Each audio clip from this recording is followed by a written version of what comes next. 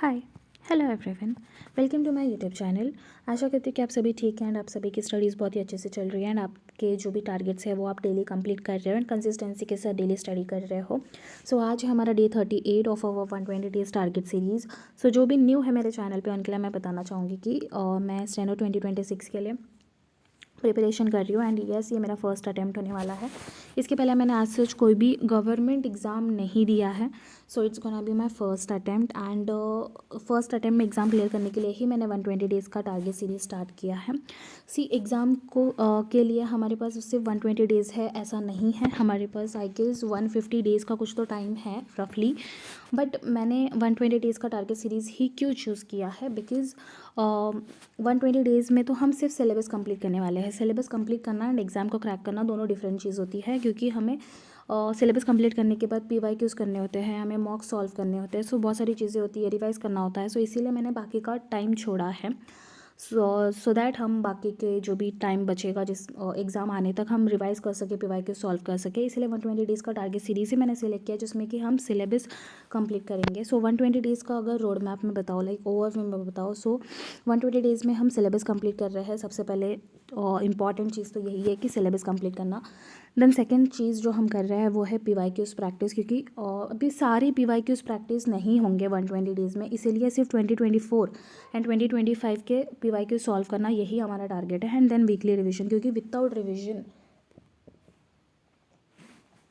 Revision कोई भी चीज़ like कोई भी एग्ज़ाम को क्लियर करना इट्स वेरी डिफ़िकल्ट, क्योंकि सिलेबस आप अगर 100% भी कर लो, पूरा बुक रट लो, फिर भी अगर आपके दिमाग में वो चीज़ें रिटेन्ड नहीं हैं, then you can not make it up to the exam. So अगर आपको चीज़ें रिटेन करनी है एंड अच्छे से एग्ज़ाम में परफॉर्म करना है, so you have to revise and weekly revision इसीलिए इंपॉर्टेंस रखता है। So syllabus completion, PYQ practice and weekly revision यही है target of our 120 days target series.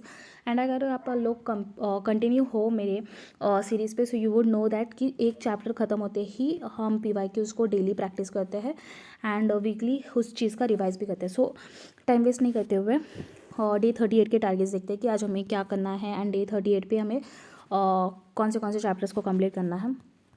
सो सबसे पहले बात करते हैं जीके की। सो परमार सर से हम ज्योग्राफी हमने कंप्लीट किया था। ज्योग्राफी होने के बाद हम हिस्ट्री कर रहे हैं एंड मैं पॉलिटी लेने वाली थी, बट मैंने हिस्ट्री स्टार्ट किया क्योंकि जैसे कि अभी MTS वगैरह के एग्जाम हुआ है उसमें हिस्ट्री का weightage as compared to the other ज़्यादा था, इसलिए हिस्ट्री पे थोड़ा सा ज़्यादा ध्यान दो, हिस्ट्री पे तो ज़्यादा क्वेश्चंस आ रहे हैं। सो परमार सर के FRB सीरीज़ 2.0 से मैं कर रही हूँ। एंड अगर आपको 2.0 सीरीज़ नहीं समझ रहा है तो 4.0 बैच ले लेना, क्योंकि वहाँ पे सर ने सारी चीज़ें बहुत अच्छे से एक्सप्लेन की है। एंड FRP को भी राइट वे में करने का अगर मैं मेरा वे बताऊँ कि मैं कैसे कर रही हूँ एंड मुझे कैसे चीज़ें समझ आ रही है FRB करके। सो FRB का अगर एक लेक्चर देखोगे तुम तो एक लेक्चर ऑलमोस्ट 20 to 25 मिनट्स का होता है, राइट। सो 20 to 25 मिनट्स का लेक्चर अगर आप इवन बहुत स्लोली बार बार चीज़ें को रिपीट कर करके देख रहे हो, then too it would take only 40 minutes for you to complete the FRB का lecture. Okay, so 40 to 50 minutes, max to max आपको 50 मिनट्स लगेगा।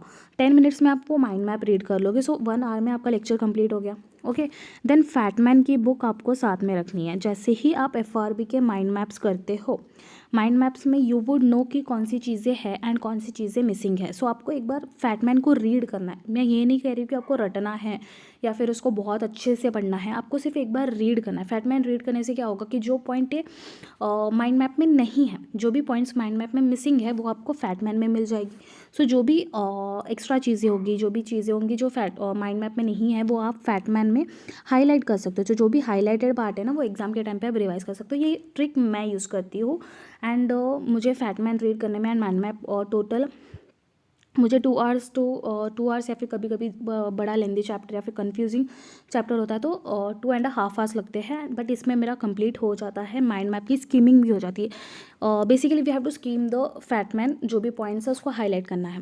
सो ये अगर आपको ट्रिक इफेक्टिव लगे तो आप लोग ट्राई कर सकते हो, या फिर डायरेक्टली 4.0 वाला बैच लो। अगर आप कंप्लीट बिगिनर हो, कुछ भी नहीं आ रहा है एंड FRB भी समझ में नहीं आ रही है, तो आई वुड सजेस्ट कि 4.0 से ही आपको जाना चाहिए। देन मूव ऑन करते हैं स्टैटिक जीके पे।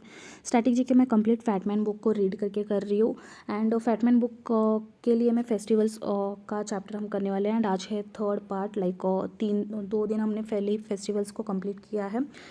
सो आज 30 पे हमें हरियाणा, झारखंड एंड एमपी के फेस्टिवल्स को करना है। सी हरियाणा, झारखंड एंड एमपी के फेस्टिवल्स करने में आपको डिफ़िकल्टी नहीं आएगी। आपको डिफ़िकल्टी कहाँ पे आएगी? आपको कर्नाटका के फेस्टिवल्स पे डिफ़िकल्टी आएगी। सो कर्नाटका के फेस्टिवल्स को आपको कैसे करना है? बार बार रीड करना है। जितनी बार आप रीड करोगे उतना ही आपके माइंड में वो चीज़ें फिट बैठ जाएंगी कि हाँ ये कर्नाटका से रिलेटेड है।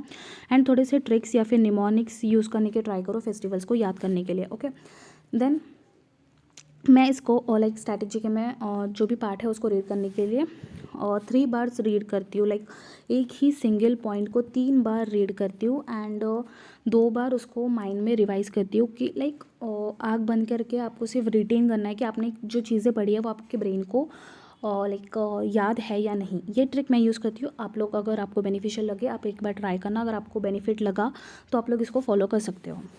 देन इंग्लिश में और नरेशन हमने कल स्टार्ट किया था। आज वो नरेशन वाले चैप्टर को कम्प्लीटली फिनिश कर देना है। इसका कुछ भी बचा हुआ नहीं रहना चाहिए। आज लास्ट डे होने वाला है नरेशन करने का। हम कल एरर्स करेंगे इसके।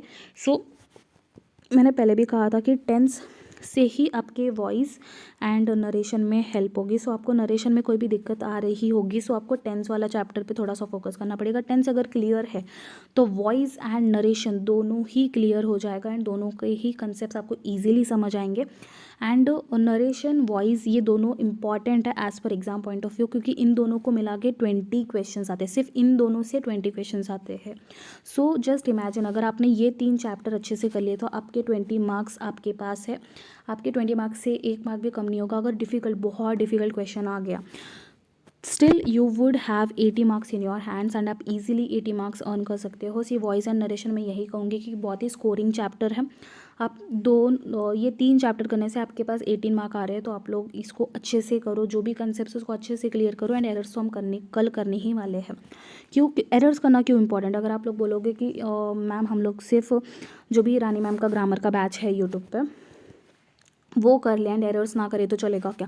बट ऐसा नहीं चलेगा। क्यों? क्योंकि रूल्स एंड कंसेप्ट्स आपके क्लियर है बट आपको उसको क्वेश्चंस में कैसे अप्लाई करना अगर वो नहीं पता है, आप उसको एग्जीक्यूट नहीं कर पा रहे हो उन रूल्स को, तो कोई भी पॉइंट नहीं है पढ़ने का। तो आप लोगों को जैसे ही रूल्स आप करते हो, कंसेप्ट्स आप करते हो, लाइक एक चैप्टर कंप्लीट हुआ उसके बाद एरर्स करना बहुत ही ज़्यादा इंपॉर्टेंट है। तो ये एरर्स भी हम यूट्यूब से ही करने वाले हैं। अगर आपको डायरेक्टली करना है तो आप टेक्स्ट बुक पे मॉक्स वगैरह होते हैं नरेशन के चैप्टर वाइज, वो आप दे सकते हो। देन ब्लैक बुक से हम वो कैप कर रहे हैं। अगर आप बिगिनर हो, आपने अभी तक कोई भी लाइक वो कैप के लिए कोई भी बुक प्रेफर नहीं करी है तो आई वुड सजेस्ट कि ब्लैक बुक से ही जाओ क्योंकि ब्लैक बुक बेस्ट है। एंड इफ़ नॉट देन आप रानी मैम की समुद्र मंथन की बुक ले सकते हो। दोनों ही सेम है, ब्लैक बुक एंड समुद्र मंथन ऑलमोस्ट लाइक सेम है। 80 to 90% मटेरियल दोनों का ही सेम है बट आई वुड सजेस्ट कि ब्लैक बुक से जाओ क्योंकि मैंने अभी तक समुद्र मंथन इतनी डिटेल में नहीं पढ़ी है बट ब्लैक बुक के बारे में मैं जानती हूँ। सो जो मुझे पता है मैं वही सजेस्ट करूँगी। देन ईडियम्स हम डेली 50 करते हैं, सिनोनियम एंटोनियम 25 एंड फ्रेसल वर्ब्स 10 करते हैं। सो यही सीरीज़ आप लोगों को भी फॉलो करना है। अगर आप लोग इसको कम ज़्यादा कर सकते हो, लाइक 50 सिनोनियम्स कर लो, 25 ईडियम्स कर लो, 5 फ्रेसल वर्ब्स कर लो, आपकी मर्जी है बट 80 to 85 आप डेली करने की कोशिश करो। सी अगर आप कंप्लीट बिगिनर हो, अभी से स्टार्ट कर रहे हो वो कैप करना, तो स्टार्टिंग डे पे 20 करो, फिर 30 करो, फिर 40 करो एंड देन 80 पे ऐसे हर एक वीक में थोड़ा थोड़ा बढ़ाते हुए आना। बट आपको एक पॉइंट पे आके 80 to 100 वर्ड्स डेली करने पड़ेंगे। क्यों? क्योंकि एग्ज़ाम बहुत पास में है एंड सारी चीज़ों को रिवाइज़ करना बहुत ज़्यादा इंपॉर्टेंट है। इसलिए मैं स्टार्टिंग डे से 80 to 85 वो कैप को साथ में लेके चल रही हूँ ताकि ये करने का रिवाइज़ करने का टाइम मिल सके एंड सारी चीज़ें हमारे ब्रेन में रिटेंड रहे। जब भी एग्ज़ाम रहे तभी हम कुछ भी चीज़ों में कंफ्यूज ना रहे। सो एडिटोरियल्स आज हमें करना है। एडिटोरियल्स आप कहाँ से करोगे? यूट्यूब पे आप सर्च करो निमिषा बंसल मैम एडिटोरियल, आपको वहाँ पे सजेस्ट हो जाएगा। सो इस पर सबसे ज़्यादा फोकस हमारा वो कैप पे रहना चाहिए and reading part Nimisha Bansal ma'am अच्छे से करा लेती है एंड वो कैप भी निमिषा बंसल मैम देती है। लाइक जब भी आप एडिटोरियल का लेक्चर स्टार्ट करोगे तो सबसे पहले मैम वो कैप कराती है, सिनोनियम एंटोनियम कराती है मैम, उसके बाद मैम रीडिंग पे जाती है। सो अगर आप डायरेक्टली रीड करना चाहते हो तो न्यूज़पेपर ले लो, एडिटोरियल रीड करो और बेस्ट रहेगा। बट अगर आपको रीडिंग नहीं करना है एंड लेक्चर से देखना तो आप निमिषा बंसल मैम के देख सकते हो एंड मैं तो यही सजेस्ट करूँगी कि निमिषा बंसल मैम से एडिटोरियल करो क्योंकि मुझे वो बहुत ही हेल्पफुल लगता है। लाइक सारी चीज़ें ऑर्गेनाइज रहती है। देन बात करते हैं रीजनिंग की। रीजनिंग हम अनुभव धनकर सर से कर रहे हैं माय पाठशाला चैनल पे, इनके फ्री लेक्चर्स हैं एंड फाउंडेशन बैच ही है, मैंने वो लेक्चर्स कंप्लीट किया है। सो आई नो कि उन्होंने बहुत ही अच्छे से कराया है, जितना सफिशिएंट होता है एग्ज़ाम क्लियर करने के लिए उतना उन्होंने कराया है यूट्यूब पे ही। सो हमने लीनियर अरेंजमेंट स्टार्ट किया था, लीनियर अरेंजमेंट का ही हमें आज लेक्चर 3 को कंप्लीट करना है। इसके बाद कंप्लीट हो जाएगा, इसके बाद हम सिर्फ PYQs करने वाले, 2 दिन हम लीनियर अरेंजमेंट के PYQs ही करेंगे। सो आज लेक्चर 3 आपको किसी भी हाल में कंप्लीट करना ही है अगर आप मेरे टारगेट्स फॉलो कर रहे हो देन। अब बात करते हैं शॉर्ट हैंड की। जो भी बेसिक्स वाले स्टूडेंट्स हैं जिनका अभी तक बेसिक्स कंप्लीट नहीं हुआ है उनको पिटमैन न्यू हेरा की रेड वाली बुक लेनी है। सिर्फ पिटमैन की रेड वाली बुक ही लेना, ग्रीन वाली बुक लोगे तो 2026 के एग्जाम तो आप क्लियर नहीं कर पाओगे, क्योंकि उसको कंप्लीट करने में ही आपको 6 to 7 मंथ्स का टाइम चला जाएगा। बट रेड वाली बुक आपकी 3 to 4 मंथ्स में कंप्लीट हो जाएगी। सो रेड वाली बुक से ही करना। एंड हमने सर्कल्स SES के कंसेप्ट किए, सर्कल SEZ के कंसेप्ट किए हैं। होप सो आपको दोनों ही कंसेप्ट अच्छे से क्लियर होंगे। सो SES एंड SEZ दोनों ही इम्पॉर्टेंट है एंड ये थोड़ा सा कंफ्यूजिंग होता है। सो S एंड Z ये दोनों ही आपको क्लियर होना चाहिए। एंड आज हमने कंसेप्ट्स कर लिए हैं, कल तो आज हमें एक्सरसाइजेस करना है। एंड एक्सरसाइजेस में जितने भी वर्ड्स होंगे उन सारे ही वर्ड्स को 20 to 30 टाइम्स आपको प्रैक्टिस करना है। इसी शॉर्ट हैंड में अगर आपको मास्टरी करनी है so practice is the only की। आप जितना ज़्यादा प्रैक्टिस करोगे वर्ड्स का उतना ही आप शॉर्ट हैंड में इम्प्रूव कर पाओगे। सी अभी लाइक बहुत सारे वर्ड्स जो होते हैं वो मेरे लाइक अगर टाइम्स लिखना है तो मुझे पता है टाइम्स कैसे लिखना है, मेरे हाथ ऑटोमेटिकली मूव करते कि हाँ टाइम्स ऐसे लिखना है, प्रैक्टिस ऐसे लिखनी है, एडवांस्ड ऐसे लिखना है, सारी चीज़ें शॉर्ट हैंड लिखना है तो शॉर्ट हैंड ऐसे लिखना है। मुझे सारी चीज़ें याद हैं, जैसे अगर ये वर्ड आ रहा है तो मुझे पता है ये इसको ऐसे ही लिखना है।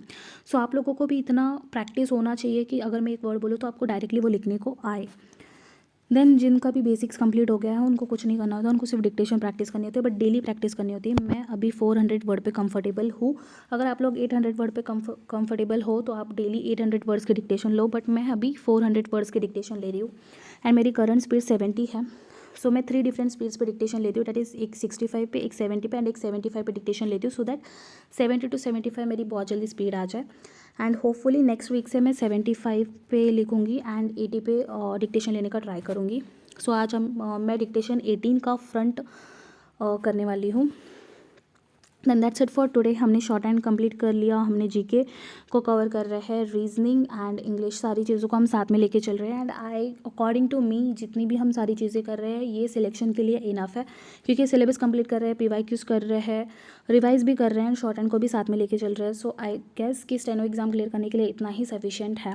एंड होपफुली हम सारी चीज़ों को कंसिस्टेंसी के साथ एंड अच्छे से कंप्लीट करें। एंड अगर आप नहीं कर पा रहे हो, थोड़ा सा डिमोटिवेटेड फील कर रहे हो, सो खुद को थोड़ा सा पुश करो, क्योंकि अभी ही टाइम है करने का। अगर आप थोड़ा सा भी लेट करोगे, डिले करोगे, प्रोक्रेस्टिनेट करोगे तो एग्ज़ाम में पछताना पड़ेगा, फिर बहाना देना पड़ेगा कि तबीयत ख़राब हो गई थी, ये हो गया था, वो हो गया था। सिर्फ बहाने देना है तो फिर जाने दो, क्या ही बोलूँ मैं। बट अगर आपको सिलेक्शन ईयर बनाना है, 2026 को आपका सिलेक्शन ईयर बनाना है, देन अभी से करना स्टार्ट करो। अगर मैं तो पार्ट टाइम जॉब करती हूँ तो मुझे ज़्यादा टाइम नहीं मिलता है, मैं max to max 7 to 8 hours कर लेती हूँ। बट अगर आप लोगों के पास टाइम है, आप लोग फुल ही डेडिकेटेड हो स्टडीज़ के लिए, आपको कुछ भी एक्स्ट्रा काम नहीं है, तो 10+ आवर्स करने की कोशिश करो। अभी से अगर आप करोगे तो आई गारंटी हूँ कि जब भी आप एग्ज़ाम देने का रहेगा आप प्रेटी कॉन्फिडेंट रहोगे एग्ज़ाम देने के लिए, बिल्कुल भी नर्वस फील नहीं करोगे। सो दैट्स इट फॉर टुडे। कल मिलते हैं new energy and new targets के साथ। एंड कमेंट करके ज़रूर बताना अगर आप मेरे टारगेट्स फॉलो कर रहे हो एंड टारगेट्स अच्छे लग रहे हैं तो कमेंट करके बताना। So that's it, bye bye.